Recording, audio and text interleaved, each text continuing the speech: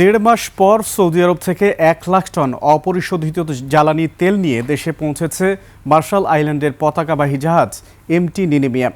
বড় চালানের অপরিশোধিত তেল দেশে পৌঁছানোয় কাঁচামাল সংকটে থাকা ইস্টার্ন রিফাইনারি পূর্ণ মাত্রায় উৎপাদনে ফেরার পথে। এতে জ্বালানি সরবরাহ স্বাভাবিক হওয়ার পাশাপাশি কমতে পারে বাজারের চাপও। চট্টগ্রাম প্রতিনিধি সাদাত হোসেনের তথ্য ভিডিওতে সুমন সিদ্দিকের রিপোর্ট। ঈদ আসবে, সাথে ক্যাশব্যাকও আসবে। নিজের বা প্রিয়জনের জন্য কেনাকাটায় এবারও নগদ পেমেন্টে পাচ্ছেন দারুণ ক্যাশব্যাক। তাই যাই কিনুন, পেমেন্ট করুন নগদে।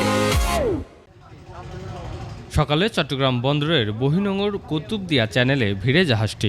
বাংলাদেশ পেট্রোলিয়াম কর্পোরেশন জানায়, কাস্টমসের আনুষ্ঠানিকতা শেষ হলেই মাদার ট্যাঙ্কার থেকে ছোট লাইটার জাহাজে তেল খালাস করে তা ইস্টার্ন রিফাইনারির জেটিতে পৌঁছে দেওয়া হবে। কাঁচামালের সংকটে দীর্ঘদিন ধরে সীমিত সক্ষমতায় চলছিল দেশের একমাত্র রাষ্ট্রীয় তেল পরিশোধনাগার ইস্টার্ন রিফাইনারিং লিমিটেড। 5টি ইউনিটের মধ্যে মাত্র 3টি আংশিক চালু ছিল। তবে নতুন এই চালান পৌঁছানোর পর পূর্ণমাত্রায় উৎপাদন শুরু হলে জ্বালানি সরবরাহ স্বাভাবিক হবে। র ম্যাটেরিয়ালটা আসবে তাদের এখানে, আমরা বলেছি 8 তারিখ থেকে চালু করতে। আমরা অলরেডি জাহাজ ঠিক করার জন্য আমাদের বিএসসিকে আমরা বলেছি।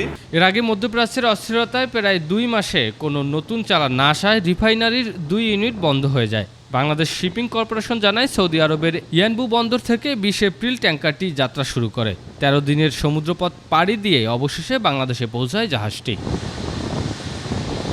এদিকে জ্বালানি সরবরাহ স্থিতিশীল রাখতে সংযুক্ত আরব আমিরাতের ফুজাইরা বন্দর থেকে আরও 1 লাখ টন তেল নিয়ে এমটি ফসিল নামের আরেকটি ট্যাঙ্কার মে মাসের শেষ দিকে দেশে পৌঁছানোর কথা রয়েছে। বিশেষজ্ঞরা বলছেন, সরবরাহ নিশ্চিত হলে জ্বালানি খাতে স্থিতিশীলতা ফিরবে, কমবে চাপ। সুমন সিদ্দিকী বাবু, 21 টেলিভিশন।